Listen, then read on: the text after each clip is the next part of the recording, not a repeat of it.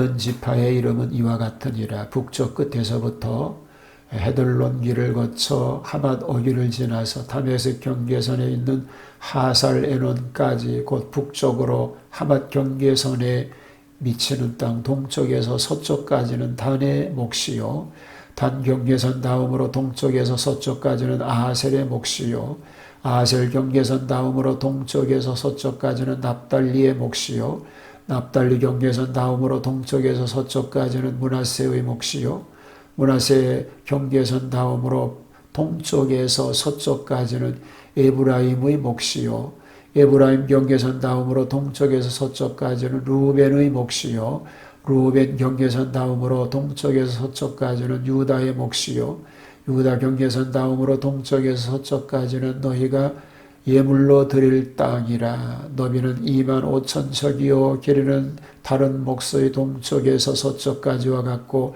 성소는 그 중앙에 있을지니 곧 너희가 여호와께 드려 제물로 삼을 땅의 길이는 25,000척이요 너비는 10,000척이라. 이 드리는 거룩한 땅은 제사장에게 돌릴지니 북쪽으로 길이가 25,000척이요 서쪽으로 너비는 10,000척이요 동쪽으로 너비가 10,000척이요 동쪽에서 길이가 25,000척이라. 그 중앙에 여호와의 성소가 있게 하고 이 땅을 사독의 자손 중에서 거룩하게 구별한 제사장에게 돌릴지어다. 그들은 직분을 가지고 이스라엘 족속이 그릇될 때에 레위 사람이 그릇된 것처럼 그릇되지 아니하였느니라. 땅의 예물 중에서 그들의 예물을 받을지니 레위인의 접경지에 관한 가장 거룩한 예물이니라. 제사장의 경계선을 따라 레위 사람의 몫을 주되 길이는 25,000척이요 너비는 10,000척으로 할지니 이 구역의 길이가 25,000척이요 너비가 각기 10,000척이라. 그들이 그 땅을 팔지도 못하며 바꾸지도 못하며 그 땅의 처음 익은 열매를 남에게 주지도 못하리니 이는 여호와께 거룩히 구별한 것임이라. 이 25,000척 다음으로 너비 5,000척은 속된 땅으로 구분하여 성읍을 세우며 거주하는 곳과 전원을 삼되 성읍의 그 중앙에 있게 할지니 그 크기는 북쪽도 4,500척이요 남쪽도 4,500척이요 동쪽도 4,500척이요 서쪽도 4,500척이며 그 성읍의 들은 북쪽으로 250척이요 남쪽으로 250척이요 동쪽으로 250척이요 서쪽으로 250척이며 예물을 삼아 거룩히 구별할 땅과 연접하여 남아있는 땅의 길이는 동쪽으로 10,000척이요 서쪽으로 10,000척이라. 곧 예물을 삼아 거룩하게 구별할 땅과 연접하였으며 그 땅의 소산을 성읍에서 일하는 자의 양식을 삼을지라. 이스라엘 모든 지파 가운데에 그 성읍에서 일하는 자는 그 땅을 경작할지니라.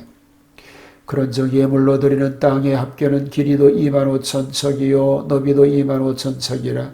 너희가 거룩히 구별하여 드릴 땅은 성읍의 기지와 합하여 네모 반듯할 것이니라.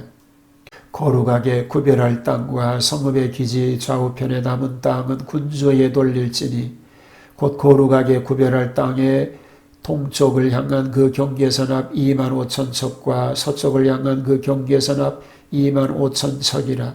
다른 목들과 연접한 땅이니 이것을 군주에게 돌릴 것이며 거룩하게 구별할 땅과 성전의 성소가 그 중앙에 있으리라. 그런즉 군주에게 돌려 그에게 속할 땅은 레위 사람의 기업 좌우편과 성읍의 기지 좌우편이며 유다 지경과 베냐민 지경 사이에 있을지니라. 그 나머지 모든 지파는 동쪽에서 서쪽까지는 베냐민의 몫이요 베냐민 경계선 다음으로 동쪽에서 서쪽까지는 시몬의 몫이요 시몬 경계선 다음으로 동쪽에서 서쪽까지는 이사갈의 몫이요 이사갈 경계선 다음으로 동쪽에서 서쪽까지는 스볼론 몫이요 스볼론 경계선 다음으로 동쪽에서 서쪽까지는 갓의 몫이며 갓 경계선 다음으로 남쪽 경계선은 다말에서부터 무리바 가데스 셈에 이르고 애굽 시내를 따라 대해에 이르나니 이것은 너희가 제비 뽑아 이스라엘 지파에게 나누어 주어 기업이 되게 할 땅이요 또 이것들은 그들의 몫이니라. 주 여호와의 말씀이니라. 그 성읍의 출입구는 이러하니라. 북쪽의 너비가 4,500척이라. 그 성읍의 문들은 이스라엘 지파들의 이름을 따를 것인데 북쪽으로 문이 셋이라. 하나는 루벤 문이요 하나는 유다 문이요 하나는 레위 문이며 동쪽의 너비는 4,500척이니 또한 문이 셋이라. 하나는 요셉 문이요 하나는 베냐민 문이요 하나는 단 문이며 남쪽의 너비는 4,500척이니 또한 문이 셋이라. 하나는 시몬 문이요 하나는 이사갈 문이요 하나는 스불론 문이며 서쪽도 4,500척이니 또한 문이 셋이라. 하나는 간 문이요 하나는 아셀 문이요 하나는 납달리 문이며 그 사방의 합계는 18,000척이라. 그날 후로는 그 성읍의 이름을 여호와 삼마라 하리라. 성지의 기업지 분배는 이미 여호수아서를 비롯해서 여러 곳에 여러 차례 소개가 되었습니다. 그러나 예언서의 초점을 차지한 에스겔의 계시받은 내용 중에 최후로 성지의 기업 분배로 마감하고 있습니다. 에스겔 마지막 장 48장 성지의 기업지 구역에 대한 얘기를 오늘 생각하겠습니다. 12지파에게 주신 계시의 첫 번째 얘기가 1절에서 7절까지 소개가 됩니다. 단지파 북에서부터 헤들론 길로 말미암아 하밧 어귀를 지나서 다메섹 지게에 있는 하살 에논까지 곧 북으로 하맛 지게에 미치는 땅 동편에서 서편까지입니다. 아셀 지파는 단지게 다음으로 동편에서 서편까지고 납달리 지파는 아셀 지게 다음으로 동편에서 서편까지고 므낫세 지파는 납달리 지게 다음으로 동편에서 서편까지요. 에브라임 지파는 므낫세 지게 다음으로 동편에서 서편까지고 루벤 지파는 에브라임 지게 다음으로 동편에서 서편까지입니다. 그리고 유다 지파는 루벤 지게 다음으로 동편에서 서편까지입니다. 자, 1차적으로 7지파에 대한 이야기를 소개하고 있습니다. 8절에서 22절은 헌납지와 왕의 영지에 대한 얘기가 나오죠.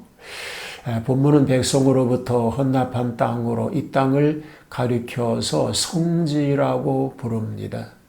이 땅은 하나님께서 받아서 제사장과 레위인들을 위하여 나누어 주셨으니 이는 여호와가 그들의 기업이 되신 까닭인 것입니다. 제사장의 분깃을 8절에서 11절은 말합니다. 성소는 그 중앙에 있을지니란 말이 두 번씩이나 있는데 하나님의 성소가 중앙에 있어야 하니 이는 제사장들의 것이 될 것이요. 즉 제사장들은 성전에서 나는 것을 먹는 것입니다. 레위인의 분깃에 대해서 12절로 14절은 말합니다. 그들은 분배받은 땅을 사용할 수는 있으나 자유로이 처분하지는 못합니다. 성읍을 위한 땅에 대한 얘기가 15절로 20절에 나옵니다. 성읍을 위한 땅, 그 땅의 소산은 성읍에서 역사하는 자의 양식을 삼으라고 한 것입니다. 왕들을 위한 분깃에 대한 얘기가 21절과 22절에 나옵니다. 거룩히 구별할 땅과 성읍의 기지 좌우편에 남은 땅은 왕에게 돌립니다. 그 땅은 레위인의 기업 좌우편과 성읍의 기지 좌우편에 있습니다. 유다 지경과 베냐민 지경 사이에 있을지니라고 말하고 있는 것입니다. 12지파에게 주신 계시 두 번째 얘기가 23절로 29절에 소개가 되지요. 자, 베냐민 지파의 분깃에 대한 얘기가 23절에, 시므온 지파 분깃에 대한 얘기가 24절에, 이사갈 지파 분깃에 대한 얘기가 26절에, 수볼론 지파 분깃에 대한 얘기가 26절에, 그리고 27절에 갓 지파 분깃에 대한 얘기가 소개가 됩니다. 29절에 이것은 너희가 제비 뽑아 이스라엘 지파에게 나누어 주어 기업이 되게 할 땅이요. 또 이것들은 그들의 분깃이니라. 나 주 여호와의 말이니라 라고 말하고 있습니다. 이상적인 12지파 기업 분배가 끝난 것입니다. 성읍의 12문에 대한 얘기가 30절로 35절에 나옵니다. 본문은 거룩한 성의 문들인데 12지파의 이름을 따라서 명명하였습니다. 기업지 분배에는 레위 지파가 빠졌으나 여기에는 참여하였고 에브라임, 므낫세, 요셉의 두 아들이죠. 빠지고 요셉 지파로 통합이 됐습니다. 결국 동서남북 사방에 각기 세 문씩이니 12문이 되는 것입니다. 이와 같은 제도는 요한계시록에도 소개가 됩니다. 새 예루살렘의 성문들과 같습니다. 이것도 영적 상징이라고 할 수 있는 것입니다. 자, 마지막 절에 그날 후로는 그 성읍의 이름을 여호와 삼마라 하리라고 말합니다.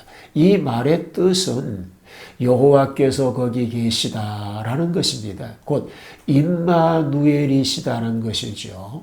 범죄한 이스라엘에게서 나타나셨던 하나님께서 새 예루살렘 성에 같이 계시겠다고 하시니 파격적 놀라운 축복인 것을 알 수 있게 되어집니다. 임마누엘이신 하나님, 오늘 또 우리와 함께 하시는 그 하나님, 그 은혜를 감당하며 살아가는 그런 복된 삶이 되시기를 주님의 이름으로 축복합니다. 하나님의 은혜를 감당하며 살게 하옵소서. 어떤 상황과 어느 곳에 있을지라도 항상 함께 하시는 임마누엘이 되어주시는 하나님, 오늘도 그 은혜로 인하여 기뻐하며 감사하며 하나님 영광을 드러내는 그런 삶이 되게 하옵소서. 48장으로 기록되어 있는 에스겔을 오늘 마지막 장을 읽습니다. 이 말씀의 의미를 되새기면서 시대를 분별하게 하시고 지혜로운 성도, 주님의 날을 기다리는 준비된 성도의 삶이 되게 하옵소서. 예수님 이름으로 기도하옵나이다. 아멘.